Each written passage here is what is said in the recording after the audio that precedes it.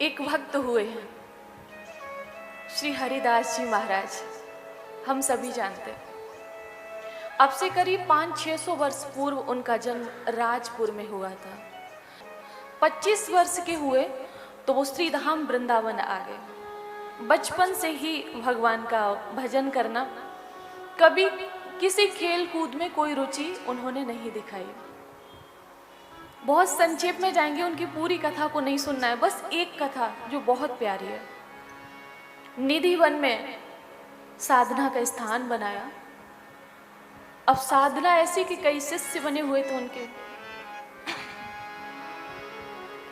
तो एक दिन क्या हुआ कि वो यमुना किनारे रेती में बैठे हुए थे, बालू में, और भगवान का ध्यान कर रहे थे। उनके एक शिष्य आए इत्र लेकर।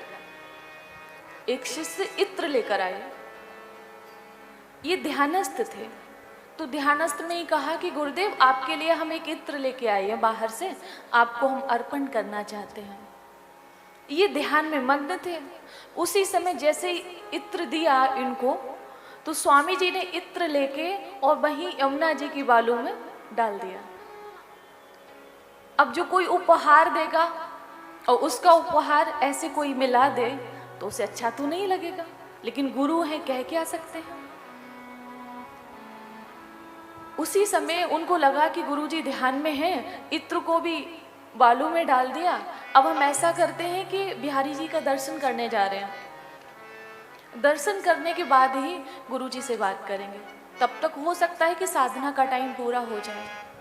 अब बिहारी जी के मंदिर में गए, तो जो इत्र उन्होंने स्वामी जी को दिया था, जो उन्होंने बालू में डाल दिया, मंदिर में प्रवेश करते ही उसी इत्र से पूरा मंदिर सुगंधित। अब जो स्वामी जी के शिष्य थे वो चक्कर में पड़ गए कि अभी अभी ये मैंने स्वामी जी को दिया था और उन्होंने बालू में डाल दिया, और वो खुशबू इस मंदिर में कहां से आई।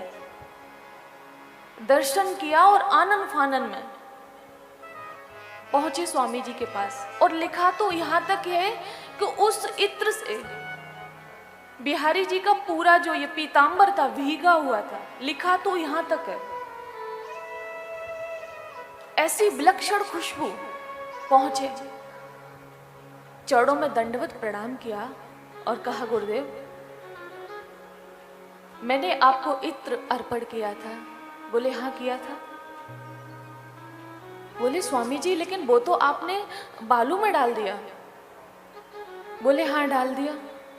बोले फिर वो खुशबू मंदिर में कैसे, मुझे इसका राज बता दो। वो खुशबू मंदिर में कैसे, इसका राज बताओ। उसी समय देखिए क्या कहा स्वामी जी ने। बोले कि मैं एक लीला का दर्शन कर रहा था। कौन सी लीला? बसंत ऋतु थी उस समय, बसंत ऋतु, होली का समय था। बोले प्रिया और प्रीतम होली खेल रहे थे सखियों के साथ में, कृष्ण भगवान और राधा जी। बोले होली खेल रहे थे और मैं इसका दर्शन कर रहा था। उसी समय क्या हुआ कि राधा जी की जो पिचकारी थी उसमें रंग खत्म हो गया और कृष्ण भगवान उनको रंगने लगे। बोले प्रिया जी उदास हो गई। इतने में तुम आ गए, तुमने इत्र दिया और मैंने वो ही इत्र प्रिया जी की अर्थात राधा जी की पिचकारी में डाल दिया। देखिए कहाँ डाला? बालू में, और वो गया कहाँ? पिचकारी में। और बोले जैसे ही वो मैंने इत्र डाला और राधा जी ने वो पिचकारी कृष्ण भगवान के ऊपर घुमा दी, पूरा पीतांबर उनका भीग गया। बोले उसी से, उसी की खुशबू तुम्हें अभी बिहारी जी के मंदिर में मिली है। अब इससे क्या समझ में आया आपको? देखिए भक्त की भक्ति को देखिए, प्रेम को देखिए। आप किस स्थान पे बैठे हो ये मायने नहीं रहता।